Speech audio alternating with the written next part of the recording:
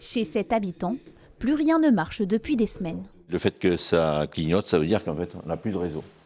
Pas d'internet et donc pas non plus de télévision. Tout est connecté. Les soirées sont un petit peu plus longues en fait.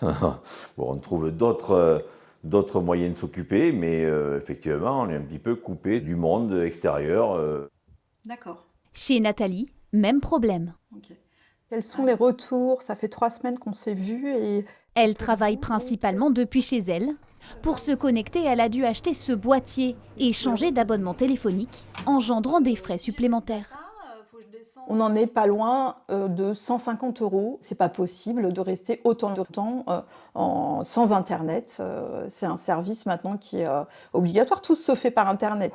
En tout, une trentaine d'habitants de ce hameau est privé d'Internet depuis la tempête. Parmi eux, Daniel, 77 ans. Il est équipé de ce bracelet connecté censé alerter les secours en cas de chute, hors d'usage sans connexion.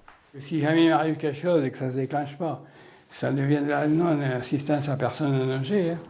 Les responsables de cette situation, c'est quelques câbles arrachés qui gisent ici depuis plus d'1 mois. Très compliqué d'avoir un interlocuteur direct. Beaucoup se renvoient la balle. Les interlocuteurs, il y en a 2.